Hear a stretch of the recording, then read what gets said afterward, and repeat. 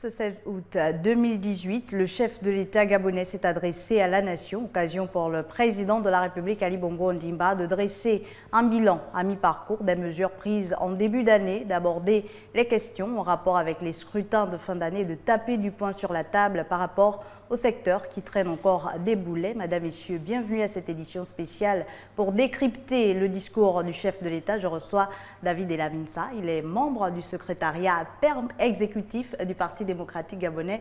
Monsieur Elaminsa, bienvenue sur Gabon 24. Merci et bonsoir. Bonsoir. Alors pour commencer, comment appréciez-vous ce discours de façon globale? Écoutez, je pense que c'est un discours, comme nous l'avons suivi, très dense. Il a duré à peu près une trentaine de minutes. Donc en termes d'intensité, on voit bien que le président de la République a voulu être très exhaustif dans son adresse à la nation. C'est aussi un discours de rupture à plusieurs points de vue et je pense que nous allons y revenir tout au long de l'émission parce que le président de la République a tenu notamment à expliquer aux Gabonais quel est le cap qui a été fixé en ce qui concerne, entre autres, la poursuite des réformes structurelles de l'État. Alors, dans son discours, le chef de l'État veut rompre donc avec les mauvaises habitudes. Comment comptez-vous, au sein de la formation politique que vous représentez ici sur ce plateau, accompagner cette volonté du président de la République? Écoutez, le Parti démocratique gabonais, c'est le parti du président. Et donc, naturellement, nous accompagnons, nous appuyons la vision politique du chef de l'État et à ce titre, notre rôle à travers l'ensemble des élus, à travers l'ensemble des camarades militants du PDG, c'est de servir avant tout de relais à l'action politique du président. C'est aussi d'être une sorte d'instance de veille et de conseil du gouvernement, puisque c'est le gouvernement qui a la charge de mettre en œuvre l'action politique du président. Donc nous assumons pleinement cette position de parti au pouvoir qui est donc là pour accompagner la mise en œuvre de la vision du président de la République. Alors cette année, le Gabon a célébré ses 58 ans d'anniversaire d'indépendance, l'indépendance qui est pour le président de la République, et je le cite, une responsabilité, la plus grande des responsabilités, une responsabilité à la fois individuelle où chaque Gabonais et chaque Gabonaise a donc des devoirs. Pensez-vous aujourd'hui que le peuple gabonais, M. David Elaminsa, ait pris conscience de cette responsabilité qui est sienne? Nous pensons que oui, même s'il est important à chaque fois de bien rappeler quels sont les idéaux qui fondent la nation gabonaise. Et dans son discours hier, le président de la République est revenu sur la nécessité pour chaque Gabonais d'abord de se sentir fier d'être Gabonais, d'appartenir à cette nation, à cette patrie. C'est important parce que nous sommes liés par une communauté de destin. Au-delà des divergences, au-delà des appartenances idéologiques, religieuses, etc., il y a un socle républicain. Et hier, ça a été justement le moment de rappeler qu'au-delà de tout ceci, le socle qui nous réunit, c'est notre destin commun. Notre point commun, c'est l'appartenance à cette nation gabonaise. Un discours durant lequel le président de la République a bien fait la différence entre nationalisme et patriotisme. Mais avant de poursuivre, je vous invite donc à regarder cet extrait de l'allocution du chef de l'État.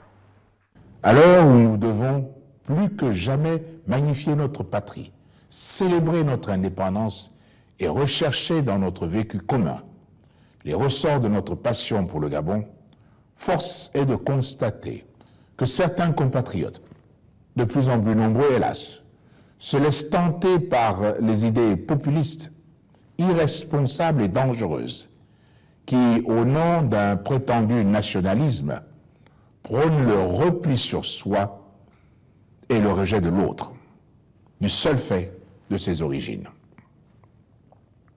Les idées nationalistes, partout où elles ont prospéré, n'ont conduit qu'à la ruine et à la désolation des peuples. C'est en effet au nom du nationalisme que le monde bascula dans les deux grandes guerres avec le cortège d'horreur que l'on sait.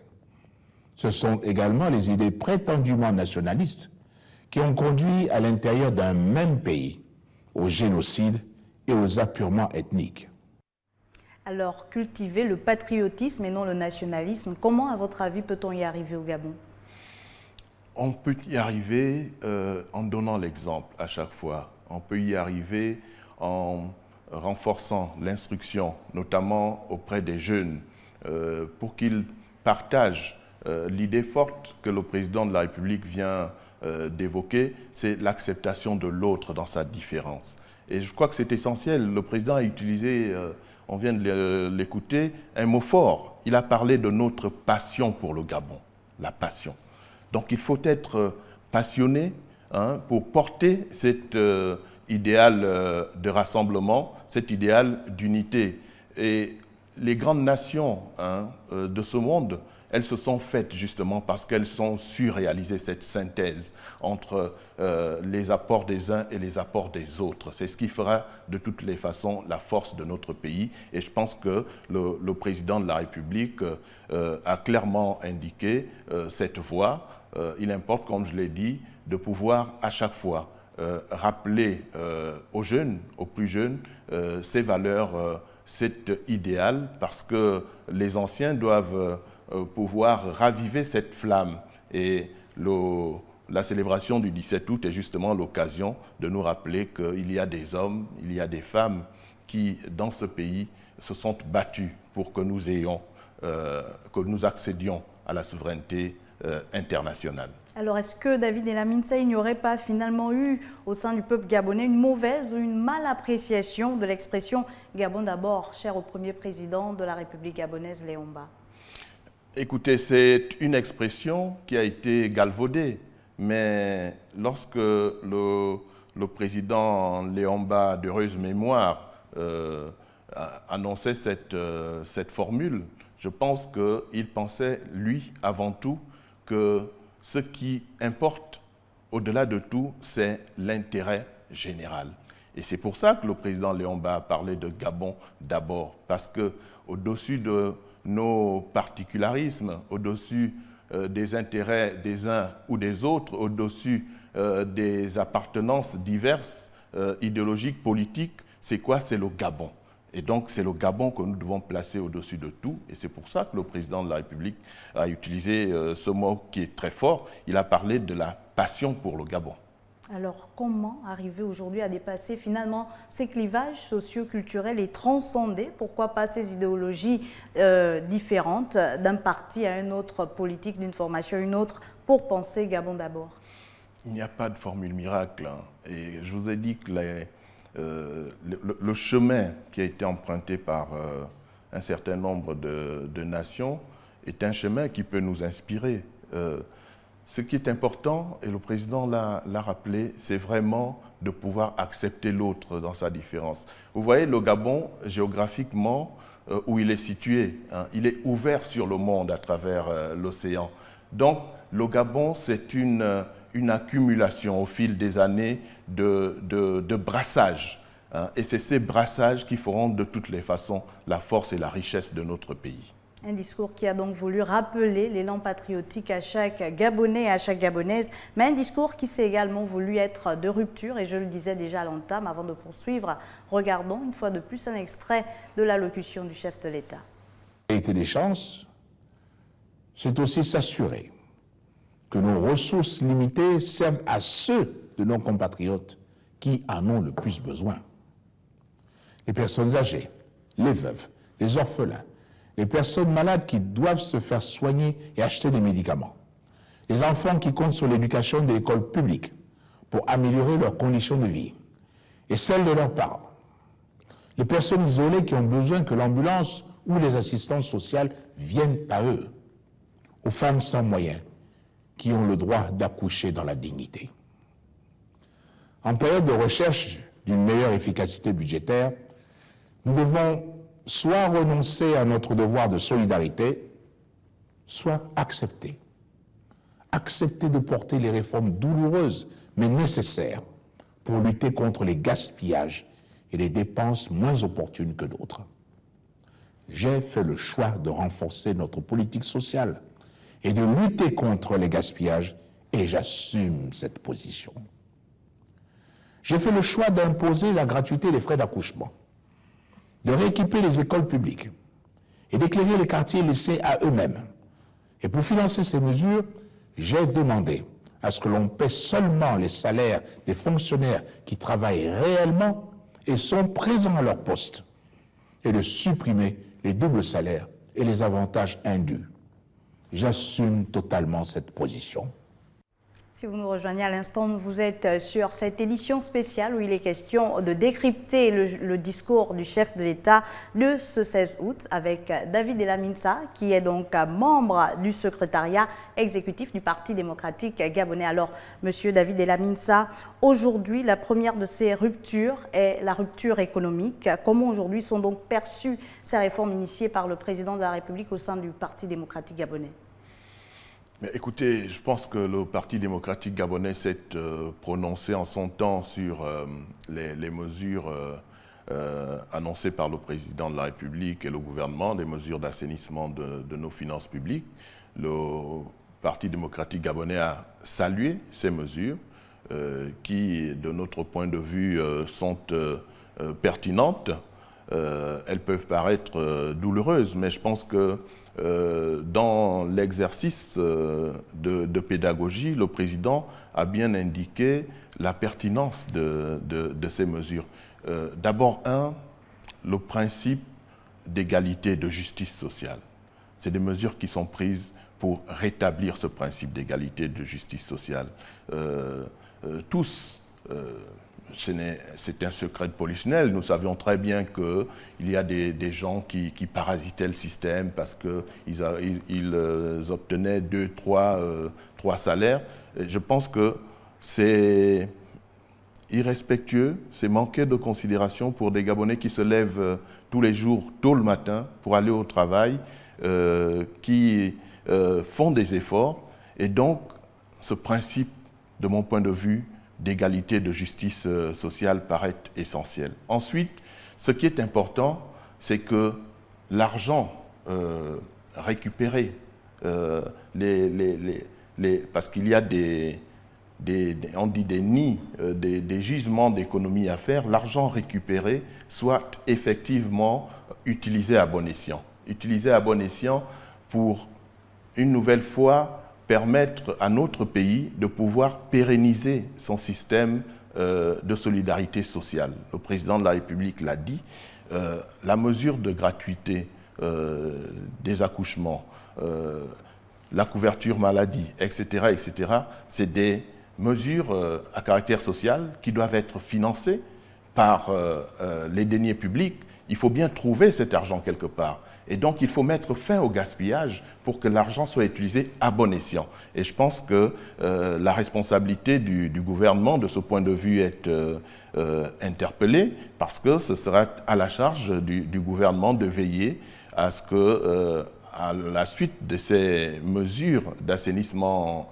des finances publiques, eh bien, les ressources générées par ces mesures soient effectivement utilisées à bon escient pour pouvoir pérenniser notre système de solidarité. Alors l'une de ces mesures est celle de l'assainissement du fichier de l'administration publique avec des décotes au sein donc des cabinets ministériels qui ont eu lieu au sein même du cabinet du président de la République, des mesures qui ont donc touché plusieurs cadres du Parti démocratique gabonais. Est-ce qu'aujourd'hui ces réformes ne bousculeraient pas les choses dans les rangs du Parti démocratique gabonais alors que nous sommes pratiquement à la veille des législatives et des locales? Écoutez, les enjeux électoraux sont importants parce que nous allons à une élection qui va déterminer la majorité qui ensuite sera amenée à gouverner le pays. Mais il y a un enjeu encore qui est au-dessus de ces enjeux purement électoraux et politiques. C'est l'enjeu de l'assainissement et de la maîtrise des finances publiques. Et le président de la République, je pense, fait là acte de courage parce que dans une posture démagogique, il aurait très bien pu tenir un tout autre discours aux Gabonais. Mais il a choisi, et nous devons le saluer, il a choisi de tenir un discours de vérité à notre peuple, quand bien même nous sommes à la veille d'une élection électorale cruciale.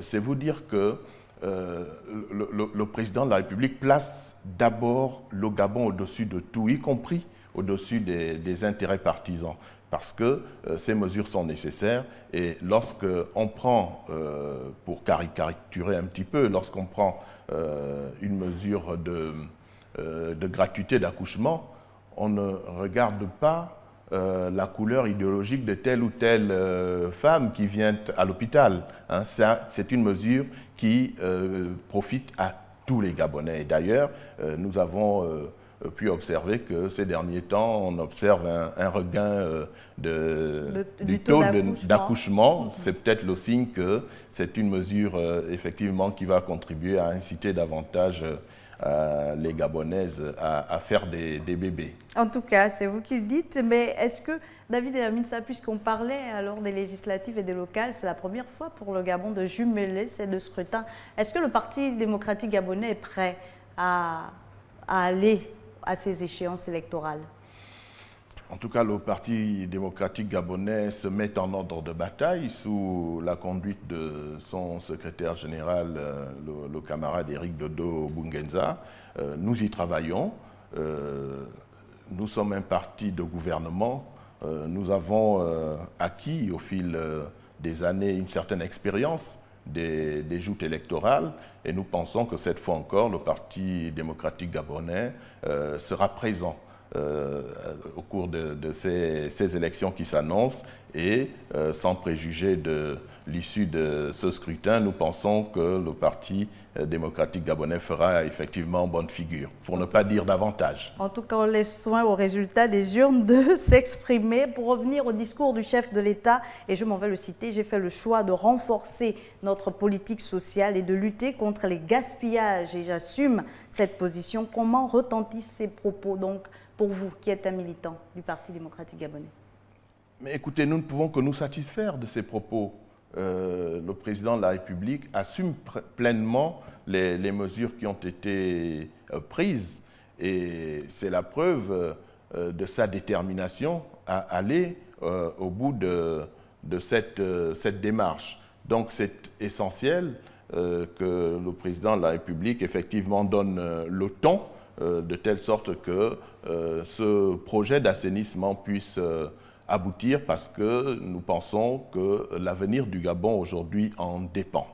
Alors si le chef de l'État est quand même encore à se plaindre sur certaines réformes qui n'ont pas eu l'effet escompté, c'est qu'effectivement ces réformes n'ont pas abouti. Pourquoi en sommes-nous arrivés là? Écoutez, en matière de gestion des politiques publiques, il y a effectivement un certain nombre d'écueils que l'on rencontre dans la mise en œuvre des projets, des politiques publiques. Nous pensons simplement que certaines réformes à ce jour n'ont peut-être pas abouti, mais il faudra que le gouvernement qui est en charge la concrétisation de la politique du gouvernement puisse davantage, à travers un certain nombre de mesures et surtout un changement de gouvernance, parce que le président de la République, lors de son discours à la nation du 31 décembre, avait clairement indiqué le cap en disant que ce qui est important aujourd'hui, c'est de pouvoir prendre des mesures pragmatiques, concrètes, hein, qui portent tout de suite des effets sur les populations. Et je pense que c'est ce qui est important. Et vous avez observé, à travers la mise en place des task force, que nous avons changé de mode de gouvernance parce que l'objectif aujourd'hui, c'est d'aller vers une gouvernance qui soit plus pragmatique, qui touche directement aux attentes des populations. Effectivement, un des secteurs pour lequel le président de la République a un peu plus haussé le ton lors de cette allocution, ou du moins de cette adresse à la nation, est celui de l'éducation. Et on a l'impression que ce secteur est une grande graine. Monsieur David Elamine-Sa, quel est le problème du système éducatif gabonais? Mais je pense que je peux me tromper. Je pense que le problème, c'est d'abord les corporatismes. Hein, parce que au fil des années, je pense que les corporatismes se sont installés, notamment au niveau des corps intermédiaires, qui pensent pour certains que eh bien, ils peuvent prendre en otage, un système et un système éducatif. Le système éducatif dans un pays, c'est quelque chose d'essentiel. Donc, si vous voulez porter des ambitions de développement, il faut vous assurer de la performance du système éducatif. Et donc, le président de la République met le doigt là où ça fait mal, en parlant aujourd'hui de la mise en place d'une task force qui va justement réfléchir sur les mesures immédiates à prendre pour rebooster ce système, parce que tout le monde en convient, ça fait 20 ans que ça dure, d'année en année, les jeunes compatriotes sont confrontés à des grèves récurrentes et aujourd'hui, les diplômes issus au terme de la formation, donc parfois on subit à certains moments des décotes à l'international et il est temps, je pense, et le président de la République a justement à cet égard pris la décision qu'il faut, il est temps donc de revoir en profondeur le système pour le rendre davantage performant. Il faut, selon Ali Bongo Ondimba, privilégier les formations professionnelles et techniques, des filières qui permettront donc aux Gabonais d'être de plus en plus compétitifs sur le marché de l'emploi et surtout de doter le pays d'une main-d'œuvre à qualifier, une main-d'œuvre dont l'État a besoin pour diversifier son économie. Parmi les réformes, il y a sans doute, David Elamintsa, des motifs de satisfaction, à l'instar du Gabon, qui a été coté premier exportateur de contreplaqué lors de ce premier semestre 2018, mais également, autre chose, on parlait déjà de la gratuité des frais d'accouchement, qui a pu retenir une certaine émulation des populations, mais également l'éclairage public, et on peut encore citer plein d'autres exemples. Alors, s'agissant de la modernisation et de la transformation de la filière bois, ça me rappelle une belle formule que je tiens souvent en référence, vous savez, celui qui perçoit la lumière avant les autres est condamné à la poursuivre en dépit des autres. Et le président de la République, je me souviens encore très bien, a annoncé au lendemain de son élection en 2009 l'interdiction de la mesure d'exportation des grumes, levée de bouclier, tollé général des milieux, des acteurs de l'économie forestière dans notre pays. Simplement parce que les gens, sur le coup, n'avaient pas compris la pertinence de cette mesure. Et ils n'avaient pas compris que le président de la République agit en visionnaire.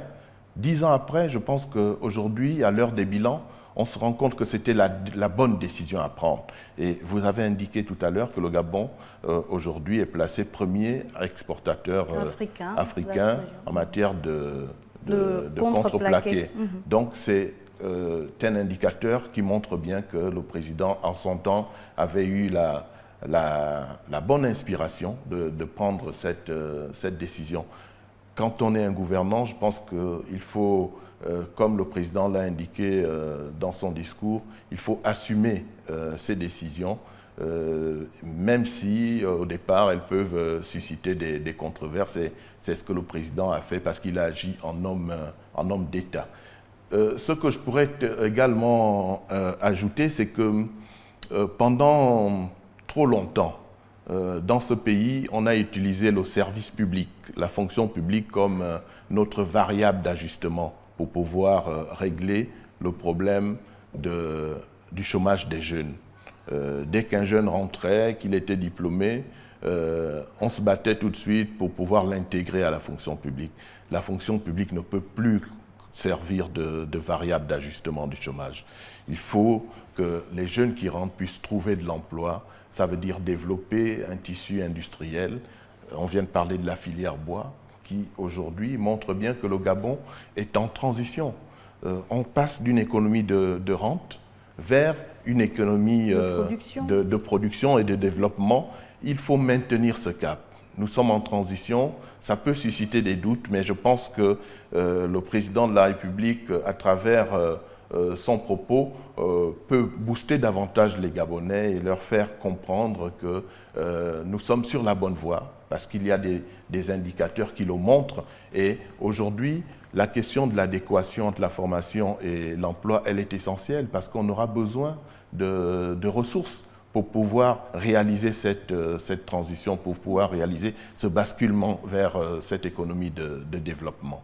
Une véritable inversion donc de la tendance, partir finalement de cette fonction publique qui était premier employeur au secteur privé et pourquoi pas à l'entrepreneuriat, susciter l'entrepreneuriat chez les jeunes pour permettre au Gabon de rester et de demeurer une terre d'opportunités. Et vous êtes d'accord, vous conviendrez avec moi, on a une émulation également des investisseurs dans notre pays, le Gabon. On l'a vu ces dernières années avec les chiffres de l'Agence nationale de la promotion des investissements. Pour terminer, David et Laminsa, on a le triple sens des priorités prônées par le chef de l'État lors de son adresse à la nation. Est-ce qu'au sein de votre formation, vous êtes prêt à vous soumettre à la priorité, l'efficacité et le concret?